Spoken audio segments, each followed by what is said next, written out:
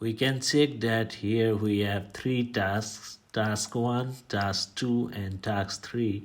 All the tasks are performed under the programming language which is named as RStudio. Okay, so let me open RStudio. So this is RStudio and all codes related to our project task. First of all, we have to import all important libraries by running this command. Okay, all the important libraries are imported now. So then this command is used to import our CSV file. Okay, let me import our CSV file. We can check that our CSV file or our recommended data is imported now. So this command is used to check the variables types. Okay, so here we can check that different variables like integer, number and character format. So this one is used to check the head of our data.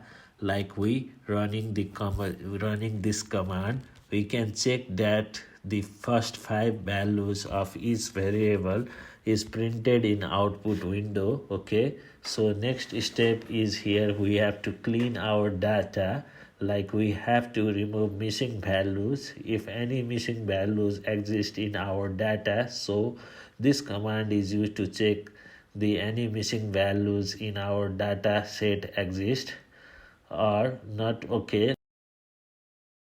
Okay, this is a graphical view. In graphical view we can check that there is no missing values exist in our data set, so this is good for our data set. Okay, so next is a basic statistical analysis like frequency distribution of categorical variables. So here we make the data frame of categorical variables like gender, category and payment method. Okay, so like run this command, and using this command we can check the frequency distribution of all our categorical variables in output window. Here we can check that all the frequency distribution of our categorical variables is printed now, like total females and males descriptions are available. Okay, so next these are all also important libraries. Okay, so now for task 1.1 we have to plot time series plot for input variables and for output variables. First of all we have to convert our date variable into date format. Okay, so this command convert our date invoice date variable into time series data format. Okay, we have to also convert our invoice date into month wise format. Let me print this. Yeah, here we can check that years and month of the data. So this command is used to aggregate the overall continuous variable like age, price for quantity variable using the sum method. Okay, sorry, this is a full command. Okay, so now this function is used to convert our data into time series format. Okay, data means time series format. So now we have to plot our input variables. Okay, so these are all our input variables in showing plots window. Okay, age, price and quantity. Similarly we do for our output variable. Okay, yeah, here we can check that total sales quantity by month. Okay, so next task is 1.2. We have to plot the distribution continuous variables, or we have to check the distribution of our variables. Okay, these commands are used to identify the density and histogram for our age and price and quantity variables. Okay, so these are numerical values. So now this function or this code will use to plot the our three variables in one plot. Okay, like age, price and quantity. Let me show.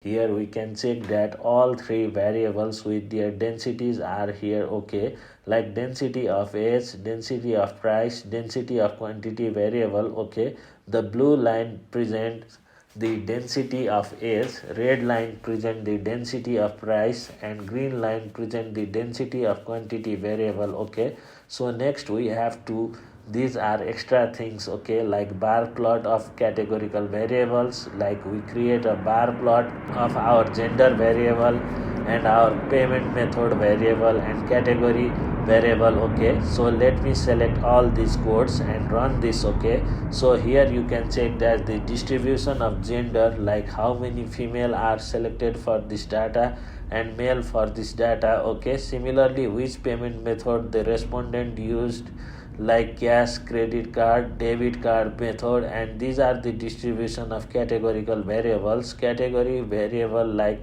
what they were purchased, books, cosmetics, shoes, technology, etc. Okay, so next is task 1.1. We have to plot the correlation, okay, of input variables and output variable. And input variable, this is a table of correlation, like age has one correlation with itself, okay, and quantity has 0.00066 correlation with age variable, and price also has small correlation, but the price and quantity have small moderate positive correlation with each other. Okay, so this function is used to present the graphical view of correlation between age and quantity, price and quantity. Okay, let me show. Okay, the graph will show after a few seconds, it will take some time. Yeah, here is a correlation plot between age versus quantity and price versus quantity. Next is task 2. So first of all, we have to extract our predictor variables, like independent variables x1, x2, x3 and x4. Okay, and this mode is used to convert the categorical variable as a numeric variable. Okay, let me perform this. Okay, and this is a create polynomial features, and this is used for intercept. Okay, so I make the matrix of y variable and x variables. Okay, and name as y and x. So this is also important library to perform regression. Okay, and these are five model y1, y2, y3, y4, y5 are presenting our five model. Okay, which are required from task 2.1. Now fit the regression. Okay, this regression is fit. Okay, good. Now we have to print coefficient. Task 1 2.1 is to print the coefficient of 5 model. Okay, so here we can check that the coefficient over 5 models. So next task is we have to print the RSS, or sum square of residue, for each model, because these are necessary to identify which model is most useful or most good fitting model. Okay, so let me perform this. So here we can check that RSS of model 1, model 2, model 3, model 4 and model 5. So here we can check that model 3 have small RSS value, which indicate that model 3 is very good fitted than other models. Okay, so next we have to task is 2.3. We have to compute the log likelihood function for each model. Let me perform this. Okay, and here log likelihood function for each model, and here we can check that the model has small log likelihood function. Okay, and task 2.4, we have to generate the AIC and BIC value for each model.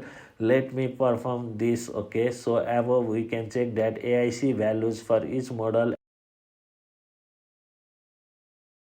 and here we can check that BIC value for each model. Okay, so similarly AIC value for model 3 is less than other models, and BIC value also less than from other models. Okay, so here we can judge that the model 3 is a very good fitted model than other model. Okay, this is a task 2.5. So here we have to plot our R5 model with a QQ plot format. Okay, let me perform this code.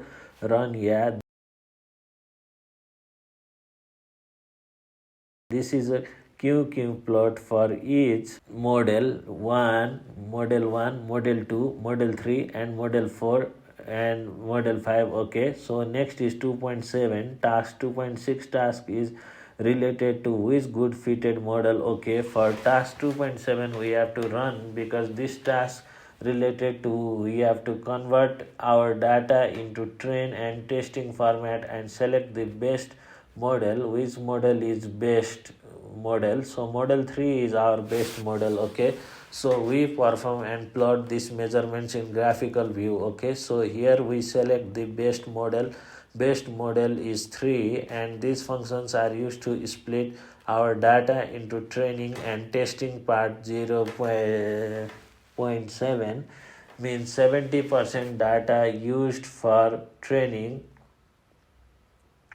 data and 30% data used for testing data. Okay, so this model is rated, and this function is used to fit the model on trained data. Okay, these are the predictions related to our model. Okay, this is a graphical approach of actual versus predicted cells. Blue lines present the actual data, red line present the predicted data, and green present the confidence interval related to our prediction. Okay, so task 3 we have to plot the marginal or joint probabilities. Okay, so we fix this parameter and use the uniform distribution for generating the number of samples. Here I use 100 as samples or 100 values to generate the uniform numbers using over this fixed parameter.